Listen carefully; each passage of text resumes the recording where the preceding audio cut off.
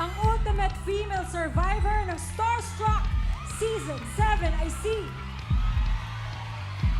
Shane Saba!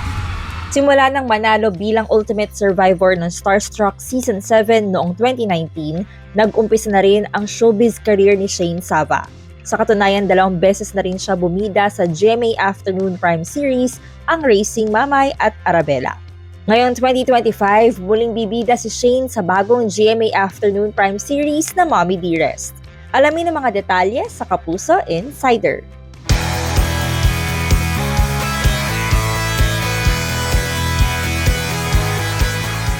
Bago ang pagbabalik telebisyon ni Shane Saba, nagbalik tanaw muna siya sa kanyang naging showbiz career nitong mga nakaraang taon. Wow! My journey is malayo na pero malayo pa.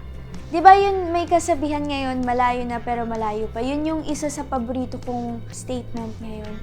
Malayo na. Malayo na ako sa kung ano ako dati. Kasi dati talaga sobrang mahiyain ko. Tapos yung journey ko was difficult din. Kasi ang dami kong adjustments, ang dami kong sa showbiz kasi ang dami talagang para akong na-shock. Like, ganito pala, ganyan. Sobrang dami kong natutunan. Malayo pa kasi malayo pa yung dapat kong, yung mga gusto kong mangyari.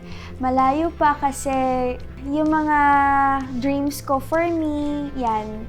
Siyempre, madami pa akong kailangan i-improve, madami pa akong kailangan kaining bigas para makapunta kung saan ko gusto pumunta. Yung journey ko, mahirap siya pero masaya.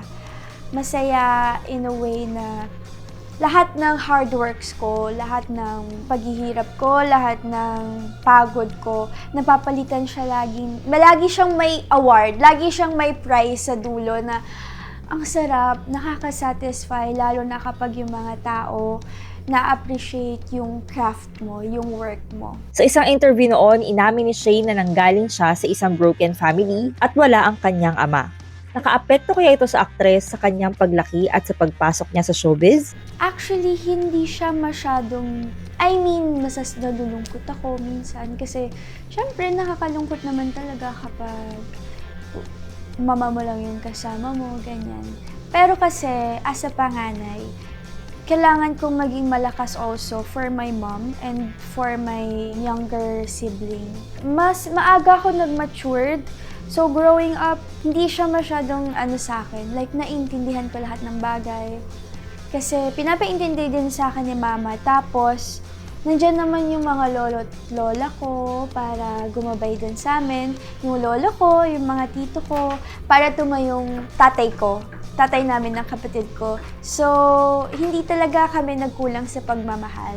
Pero syempre, nandun pa rin yung times na sana nandito si daddy, sana kasama namin siya. Lalo na kapag may mga events sa school, ganun. Sa journey ko naman po dito nung pumasok ako sa showbiz, sana nandyan lang siya to support me.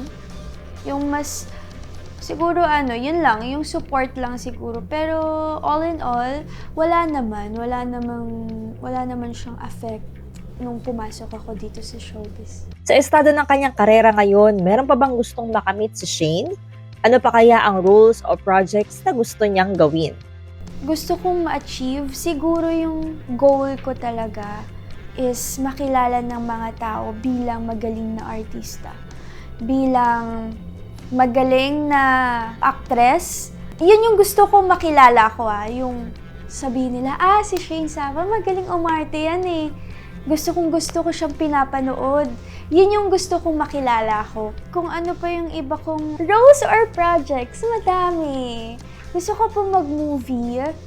Gusto kong mag-horror. Gusto ko i-challenge yung sarili ko sa iba't ibang roles like horror or comedy, ganyan. Gusto ko talaga yung outside of the box na mga characters. So, ayun, gusto ko yung ma-challenge ako.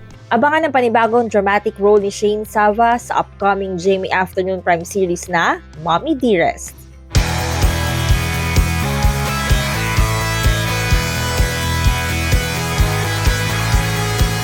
For more exclusive contents about your favorite Kapuso stars and shows, visit gmanetwork.com.